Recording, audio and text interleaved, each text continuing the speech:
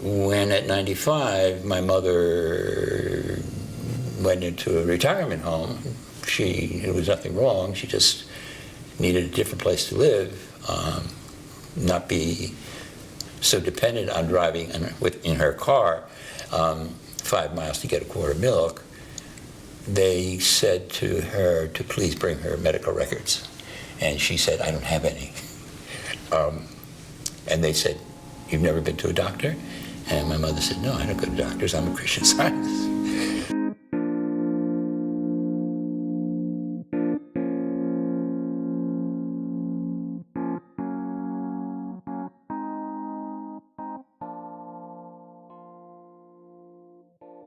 I'm thinking about my grandmother.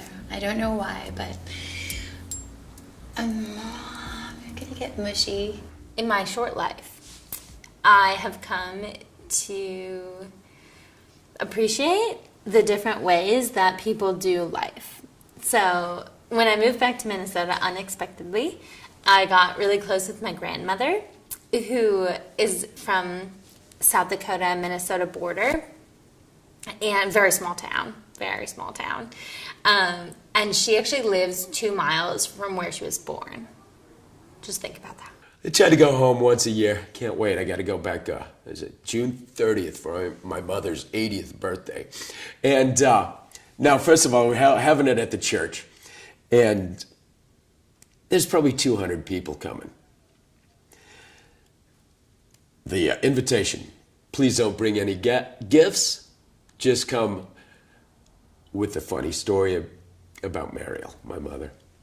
So, just totally going through my mind, trying to come up with something funny, something original, something that my brothers and sisters won't be saying.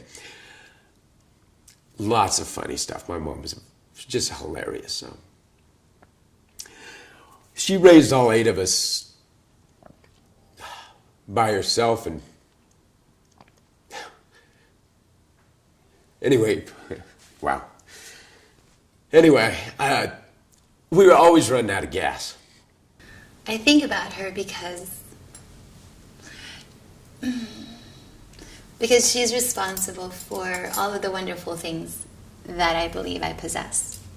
Things like culture and grace and table manners and how one holds themselves up and how one interacts in social environments and that old world gracefulness and femininity.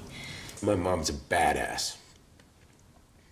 Be the middle of the night or whatever, always on the back roads because we were trying to save gas or something. She would just hail down a semi truck or something like that. We'd all hop up in the semi and go down to a gas station, get a gallon of gas and stick it in whatever car I think back in those days we oftentimes pushing, like a 1974 Buick Electra. You know, I think a lot of times, like, the people I idolize are people that, like, you know, work for the UN, or they've traveled a bunch, or they're authors, or, you know, all of these, like, things that gain, you know, recognition. And my grandmother probably isn't known outside of the, you know, 100-mile radius of where she lives. But in that space, she has made an incredible impact. She passed suddenly. I was 25 years old, and she came to visit one summer, and she would always come and stay a month with my father, and she'd stay and she'd cook, and she'd be at the, you know, like a happy homemaker, and she'd do grandmotherly things and drive us or spend time with us and fix our clothes, sew things up, and fill the fridge and the cabinets full of food for everybody before she'd depart.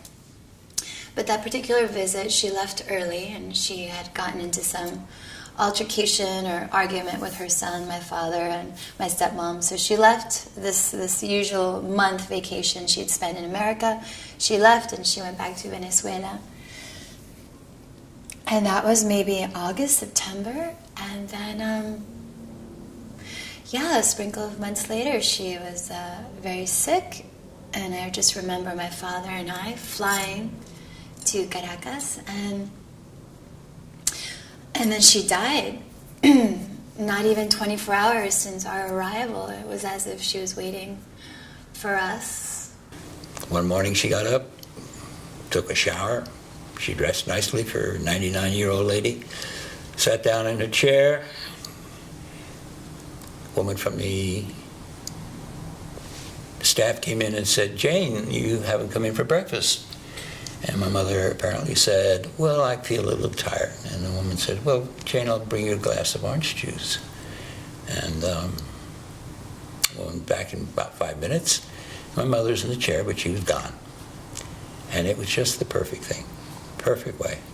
And I'm sure she planned it, because everything had to be done properly with my mom. And that was the way to go. Whether it's her wit and her way of seeing things, or her her care and her I can't even describe it. The thoughtfulness in which she engages with people, it's profound. And you know, she always says, I talk to her probably every week at this point. It's great. I like call her on my lunch break from Midtown Manhattan, and it's crazy, and people are like running all over the place. And I like call my grandma, who's just like at home, like a town of like 30 people in the Midwest, and I'm like, "Grandma, I'm not doing great. You know, I'm tired or whatever." And I just check in with her, and she always says that she wouldn't change anything, because she feels like she's been very honest in her life and very kind and good to people, and in turn the world has been good to her. And I think that's beautiful. She'll be 91 in February, and I really hope that when I'm 91 I'm able to look back and be like, I wouldn't change a damn thing. I feel good about it all.